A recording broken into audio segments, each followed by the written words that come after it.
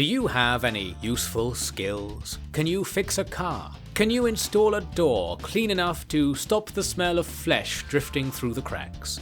Can you kill thousands and thousands of people-like beings by beating them with everyday items? Yes, it takes all sorts to be a Vector, and I don't want you at home to think that these heroes are a different breed from you or I, technically true as it is. If there's something you can do to contribute towards the cause, you can be a hero too. Everyone can be a hero. Everyone needs to be a hero. Don't worry, you'll be told when you're needed. Our next report from the containment zone concerns the so-called Specialist Initiative, as so much woodwork was needed at good old Vector HQ that ISDCOM agreed to send our carpenters in to get to work. I think in one way or another the carpenters were made to agree too. Great! Since everyone is so happy with the arrangement, we'd best hope it all goes very well and meets our expectations, which is always what happens when we look at deads, isn't it? Dead 23, Vector 6, redacted. It's a wonder we aren't dead already with operations like this, and a greater wonder still they actually want me to deliver this to you in all its unfiltered brutality. Real stories of real people. Might just do us some good to hear it, eh? Vector 6 was landed in a certain spot in the northeast of Louisville, where the police had been dealing with something on a street of row houses at the time of the outbreak. The motivation here was that weapons and good vehicles would be easy to come by, which Vector 6 would deliver to the HQ.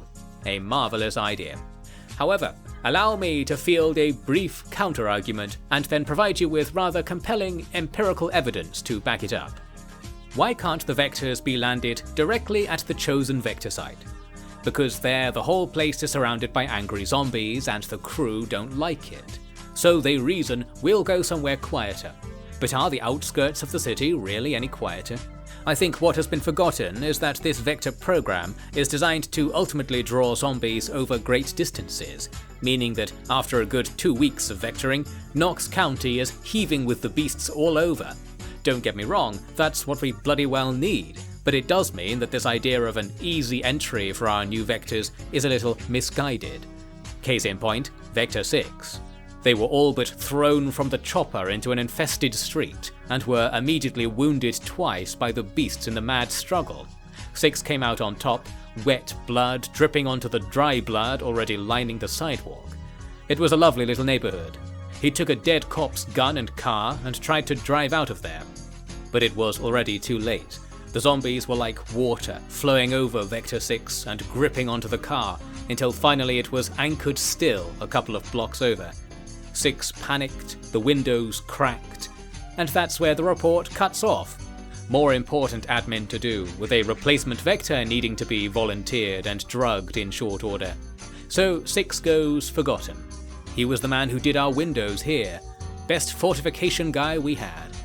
Lucky for the world, the generals had an inkling who would be second best, and so, skipping the hard feelings, Dead 24, Vector 7, redacted. Miraculously, the chopper crew were convinced to put this fellow down right by the HQ. I think they realised that the more trips they had to make out over the containment zone, the more likely it was that their machine would malfunction and crash them into the pit of hell. Not like we're using official spare parts to maintain those engines anymore. Mend and make do.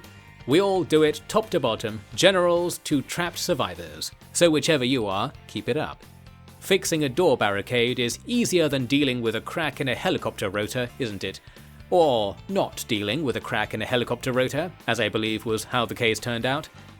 Since the zombies in the town had been vectoring over towards Vector 6's last known position for the previous few hours, Vector 7 was able to get straight to the woodwork.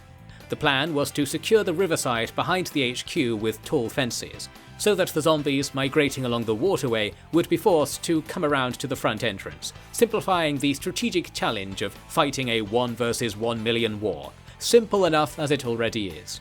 Using Vector 5's collected materials, 7 got to work on that. However, he still had to do the daily Vector work, the killing. Can't forget the killing. Fortunately, hammering and sawing for a living leaves you well built to do similar things to the monsters. Breaking lumber takes more energy than breaking the lumbering. With the weight of the hourly assault on the front yard becoming something of an issue, 7 started building a new wall on the inside of the cast iron fence, a second layer of defense, and a shield from the prying eyes of the volatile voyeurs constantly vectoring in. Indeed, the aeroplankton the zombies were obsessed with chasing tended to drift about on the wind, and most of the time the hordes were only approaching the general vicinity of the vector. Only at short distances would they detect the pressure trails of human breath and make the final connection. If a vector could remain unseen, able to be supplied in secret, and had some help from the weather breaking up their trail, it is actually possible for the vector program to be conducted with the zombies never knowing there is a meal a few meters away from them. I say this like I would know. It seems possible, doesn't it? And Vector 7 was banking on it with every cent to his name. He began cutting down the trees in nearby copses, although most were doing good work hiding him from view while at home, so this was a limited project. He spent hours and hours sawing up fresh batches of wood from the trees. A real professional, and despite the economy being in, shall we say, bad shape, he was working. This was working. The Vector HQ was really starting to take shape. As ever, things were shortly ruined. Indeed, all vectors are deads, and these days all deads are vectors, most likely. Well, I suppose we could all be deads of a sort. Depends on how this all ends, doesn't it? Vector 7's end was inglorious and horrid, albeit more peaceful than most. He simply endured various scratches and cuts during the few hours a day he had to dedicate to zombie control, confident that he had never let them bite him, and therefore he was safe.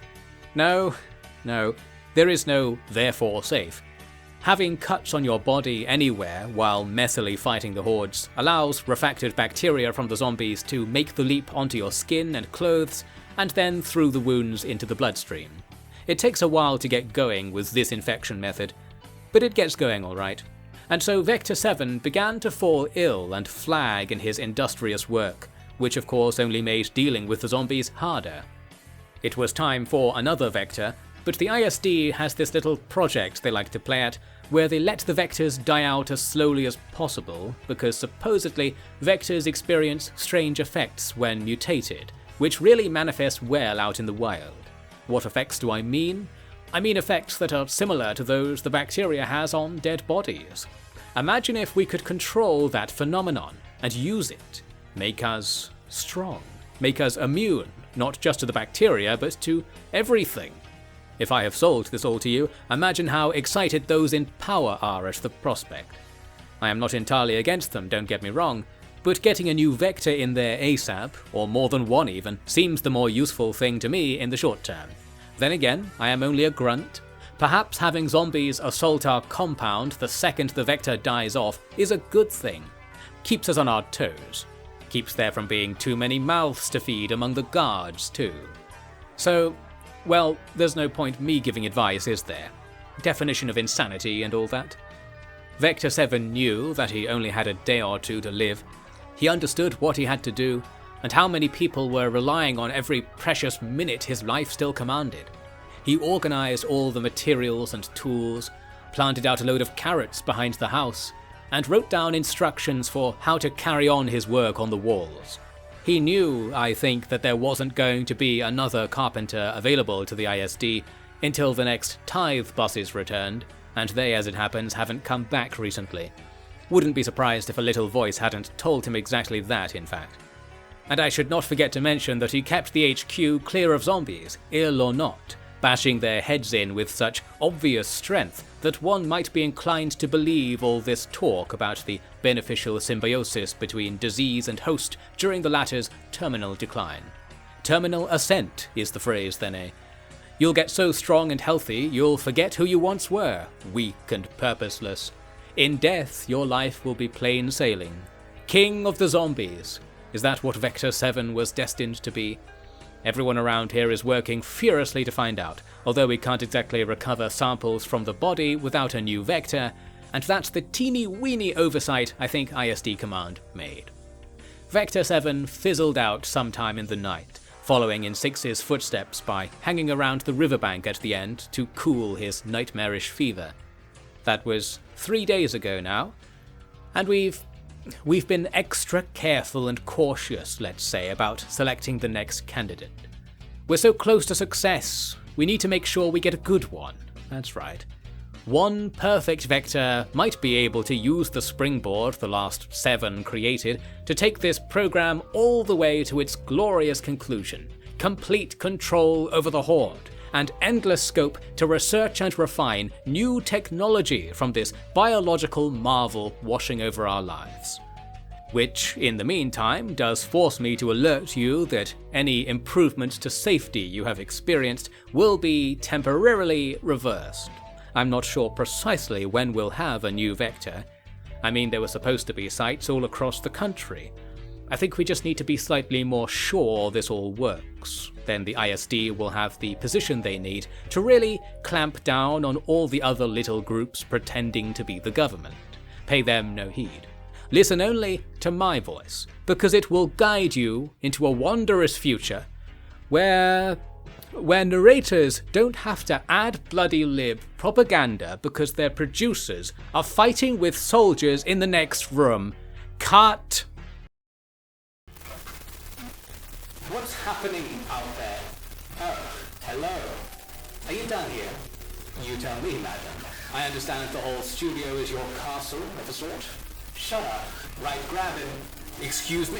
What's the meaning of this? You already got what you wanted from me. What are you doing? Don't answer him. Out.